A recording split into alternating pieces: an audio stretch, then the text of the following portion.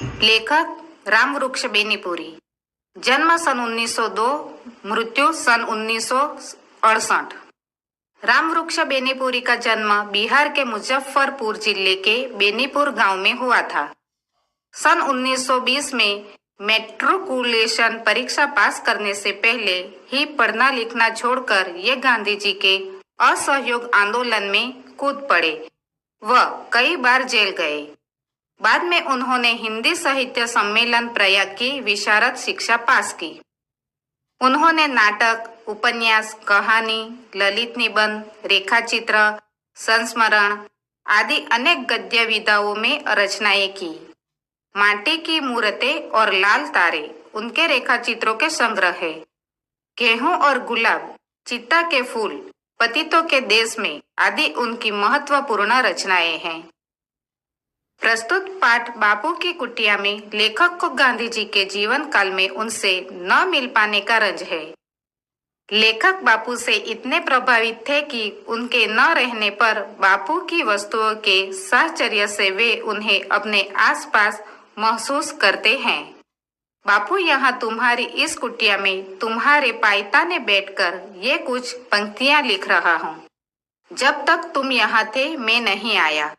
यह मेरा दुर्भाग्य था या सौभाग्य? दुर्भाग्य तो था ही, क्योंकि जिसके आदेश पर अपने जीवन के प्रवाह को मोड़ दिया, जिसकी आज्ञा पर बार बार अपने को संकटों में डाला और सबसे बढ़कर जिस विश्ववंद्य व्यक्ति के दर्शन के लिए दूर दूर देशों के लोग आते रहे, उसकी जिंदगी में उसके आवास स्थान पर पहुंचकर उसकी चरण रज से अपने मस्तक को धन्य न बना सका, यह दुर्भाग्य नहीं तो क्या है? फिर बापू, तुमने तो अपनी चरण धूलि से मेरे छोटे से गांव को भी एक दिन पवित्र किया था। अतः यह स्वभावतः ही उचित था कि जब तुम यहाँ थे मैं आता और तुम्हारे दर्शनों से, तुम्हारे चरण स्पर्श से अपने जीवन को कृतकृत्य करता। पर यह सब नहीं हो सका, किंतु देखता हूँ और आज यहाँ प्रत्यक्ष कर रहा हूँ। आदमी का दुर्भाग्य कभी कभी सौभाग्य बन जाता है। लगता है देर आयत दुरुस्त आयत की कहावत बहुत ही सच है। यदि मैं उन दिनों आता तो क्या मैं तुम्हारे बिस्तरे के इतना निकट इतनी देर के लिए स्थान पा सकता था? उस शांत एकांत में अकेले अकेले इस कुटिया से इतना तादात्म्य प्राप्त करने में सफल हो सकता था? अरे, तुम्हारे पायताने बैठकर अपनी लेखनी को इस तरह सार्थक करने का सौभाग्य उन दिनों क्या खाकर किस पुरातन पुण्य बल से पा सकता था? तुम्हारा यह बिस्तरा खुजर की चटाई पर एक गद्दा डालकर और उसे खादी से बढ़कर बनाया गया, यह श्वेत शुभ्र बिस्तरा। बापू, लगता है तुम अभी अभी यहाँ से कुछ देर के लिए बाहर गए हो और अभी अभी उस हृदयकारी मुस्कान के साथ पधारोगे। तुम्हारा यह बिस्तरा, तुम्हारा यह तकिया, तुम्हारी यह तुलसी की माला, तुम्हारा यह प्यारा चरखा, सब के सब यही तो कह रहे हैं तुम अभी गए हो, अभी आओगे। किंतु नहीं, इस कुटिया के दाहिने द्वार के निकट जो यह घड़ी और खड़ाऊ की जोड़ी है, यह कहती है, अरे तुम किस भ्रम में हो? बापू, क्या हमें छोड़कर कभी बाहर निकलते थे? वह बाहर कहीं नहीं गए हैं। तो क्या बापू यही है? कहाँ है? बताओ। ओ बिस्तरे, हमारे सारे राष्ट्र के बापू कहाँ है? बिस्तरा नहीं बोलता, किंतु खुली अलमारी पर रखे बापू के तीनों बंदर तो इशारे से कह रहे हैं, आंख बंद करो, जबान बंद करो, कान बंद करो, अपने को आत्मस्थ करो, फिर देखोगे बापू यही है। और सचमुच पा रहा हूँ। बापू, तुम कहीं गए नहीं, यही हो, इसी बिस्तरे पर उस तकिए के सहारे बैठे हो। हाँ हाँ, इस शांत एकांत में मैं इस सारी कुटिया को बापूमय पा रहा हूँ। देखिए, वह अपने बिस्तरे पर बैठे बापू अपने यरवदा चक्र को घुमा रहे हैं। अभी कुछ देर पहले उन्होंने सामने रखे कलमदान से कलम निकालकर कुछ लिखा है और अब जरा हट जाइए। थके मांदे बापू हाथ में तुलसी की माला लिए अपने सामने की दीवार में मिट्टी की उभाड़ से बनाए दो नारियल के वृक्षों के बीच गैर से लिखे ओम को निनिर्मेष दृष्टि से निहार रहे हैं। और उस ओम के ऊपर क्या है? हे राम, हे राम, आह, कल्पना लोक से उठकर मैं किस कठोर चट्टान पर पटक दिया गया। हे राम, इन शब्दों ने कहा, नहीं, बापू अब हमारे बीच नहीं रहे, वह हमसे कब के छीन लिए गए।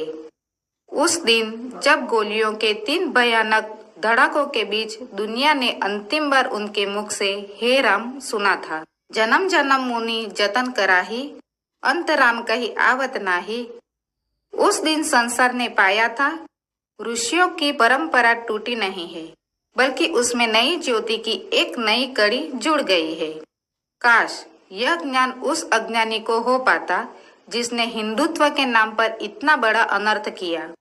किंतु बापू अमर है। अपने दिव्य रूप में वह सिर्फ यहाँ ही विद्यमान नहीं है, यत्र तत्र सर्वत्र उनकी सत्ता और महत्ता व्याप्त है और तब तक व्याप्त रहेगी जब तक आकाश में चांद तारे और पृथ्वी पर उड़ बीज अडंज पिडंज है। ओ बिस्तर, इस सादगी में भी तुम कितने महान हो, क्या इसका एहसास तुम्हें कभी होता है? अरे, तुम्हें देखकर कितने रत्न जड़ित स्वर्ण सिंहासन भी ईर्ष्या से जलते होंगे।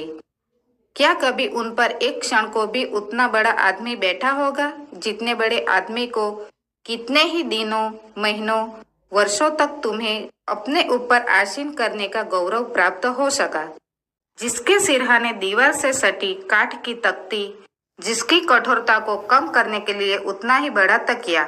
थक जाने पर बापू उसी तकिए के सहारे बैठते। बिस्तरे के दाहिने बापू की कुछ आवश्यक वस्तुएं, पत्तों का बना यह टोकरा जिसमें वे रद्दी कागज पत्रों को डाल दिया करते, आज भी उसमें कुछ ऐसे कागज पत्र है। उसी की बगल के समीप दीवार से सटा पीतल का थुकदान जिसे बापू स्वयं साफ करते, कमलदान जिस पर अब भी उनकी लेखनी रखी है। यह जादू भरी लेखनी इसने अपनी नोक से न जाने कितने लोगों के प्राणों को उद्वेलित किया। एक स्टैंड पर एक पेंसिल, फिर यह यरवदा चक्र जिसके चक्कर से ही सारा भारत नाचने लगा, ठीक उसी तरह जिस तरह कृष्ण की बंसी से गोपियां नाचने लगती थी। अपने को भूलकर, कुल परिवार को भूलकर, सारे संसार को भूलकर, उससे सटे कटाई के कुछ फुटकर सामान में पुनी, तांत आदि, फिर 3 खानों का एक छोटा सा सेल्फ। बापू को समझने के लिए इस छोटे से सेल्फ को भली भांति देखना ही होगा। इसमें बापू का सारा मानस संसार समाया है। सबसे पहले इसके ऊपर एक दख्ती पर तंगी बड़ी अच्छी लिखी लारी नर की सूक्ति को पढ़िए, जिसका आशय है, यदि सच्ची राह पर हो तो तुम्हें क्रोध करने की जरूरत ही नहीं, यदि गलत राह पर हो तो फिर किस बिस्तर पर किस मुंह से आंख लाल पीली करोगे। सेल्फ के ऊपर पत्थर का एक टुकड़ा यूं ही उबड़ खाबड़ कहीं से उठा लाया गया। यह बापू के लिए पेपर वेट का काम करता था। नीचे के 2 खानों में बापू की किताबें, पहले खाने में सार्थ गुजराती जोड़नी कोष, 2 रिथी किंग क्रिश्चियनिटी, 3 हजरत ईसा और ईसाई धर्म और 4 श्रीमद् भगवत गीता। दूसरे खाने में 1 रामचरितमानस, 2 श्री स्वास्थ्य कृति, 3 आश्रम भजनावली और 4 गीता आणी गीताई। किताबों के खाने के आगे एक एल्युमिनियम का डिब्बा जिसमें सूत आदि, फिर वे 3 सुप्रसिद्ध बंदर जिन्होंने इतिहास में स्थान पा लिया है। लगता है वे तीनों बंदर इस सुने वातावरण से घबरा उठे हैं। नहीं, जैसे एक ने बापू की मृत्यु की खबर सुनकर अपने कान सदा के लिए बंद कर लिए हैं, एक आंखों को तलहथियों से छिपाकर रो रहा है और एक अपने मुंह पर हाथ रखकर कह रहा है, अरे अब हम तुम क्या बोलेंगे। जिसे बोलना था वो तो इस कुटिया को, इस बिस्तरे को खाली करके सदा के लिए चला गया। 3 बंदरों की बगल में चिकने पत्थर का एक खुशनुमा टुकड़ा जिस पर लिखा है, प्रेम ही भगवान है। फिर एक चित्रकारी की हुई डिबिया जिसमें 2-3 फूट कर चीजें, बिस्तरे के दूसरी और 3 छोटे छोटे डेस्क जिन्हें वह शायद लिखने के समय व्यवहार में लाते थे। डेस्कों के बाद खंबे से सटी चटाई पर एक छोटा सा कालीन, जिस पर दीवार से लगा एक तकिया। यही मान्य अतिथि बैठाए जाते और वे बाबू से घुल मिलकर बातें करते। फिर सारे घर में चटाइयां ही चटाइयां। इन्हीं चटाइयों पर देश विदेश के बड़े बड़े व्यक्ति बैठते और बापू के मुख से निकले वचनामृत का पान करते। बापू अपने चक्रों को घुमाते हुए उनसे बात करते जाते, यूं काम के साथ बात को मिलाकर मानो हमें सदा चेतावनी देते, देखो समय बर्बाद मत करो, तुम्हारी बातें भी तुम्हारे चक्र को कभी नहीं रोक सकेगी। जिन चटाइयों पर कभी नेहरू, राजेंद्र प्रसाद, पटेल के समान देश के बड़े से बड़े लोग और संसार के बड़े से बड़े राजनीतिज्ञ, पत्रकार, साहित्यक बैठते थे, उन पर आज इस दोपहरिया में अकेला मैं बैठा हूँ। इस बात की कल्पना भी भावमुग्ध कर रही है। इन चटाइयों के ऊपर एक डथकी पर वह क्या लिखा हुआ टांगा है उसे पढ़िए। झूठ शब्दों में निहित नहीं है, छल करने में है। पेट चुप्पी साध कर भी झूठ बोला जा सकता है। दोहरे अर्थ वाले शब्दों के प्रयोग द्वारा किसी शब्दांश पर जोर देकर, आंख के संकेत से और किसी वाक्य को विशेष महत्व देकर भी झूठ का प्रयोग होता है। वस्तुतः इस प्रकार का मिथ्या प्रयोग साफ शब्दों में बोले गए झूठ की अपेक्षा कई गुना बुरा है। बापू की इस कुटिया के 3 भाग है।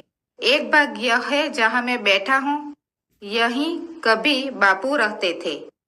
इसके बगल में मध्य भाग में एक कोठरी है, जिसमें एक चौकी पर एक बिस्तरा सिमटा हुआ रखा है। इस कोठरी में अंतिम दिनों में बापू की सेवा के लिए राजकुमारी अमृत कौर रहती थी। इसके तीसरे भाग में बापू का स्नानागार है। कितनी सफाई, कैसी स्वच्छता! बापू अपने कमोड को अपने हाथों कैसा साफ रखते। उसकी सफाई के लिए लकड़ी का ब्रश है, फिनाइल की शीशी है। कमोड के आगे कमरे में पानी की बाल्टियां, लोटे, मिट्टी के हंडे आदि है। इस भाग के 2 हिस्से हैं। एक में शौच और स्नान के सामान है, दूसरे में एक चौकी है, कुछ तख्ते हैं। बापू के शरीर पर यही तेल की मालिश की जाती थी। बापू की कुटिया की एक एक वस्तु को अपलक दृष्टि से देख रहा हूँ और लिख रहा हूँ। बांस और लकड़ी की बनाई हुई यह कुटिया, ऊपर खपरेल, दीवारें बांस की फटियों की है, जिन पर चटाइयां लगाकर ऊपर से मिट्टी से पोत दिया गया है। कहीं भी चूना या किसी रंग का प्रयोग नहीं किया गया है। दरवाजे और खिड़कियां काफी है, हवा और रोशनी की कमी नहीं।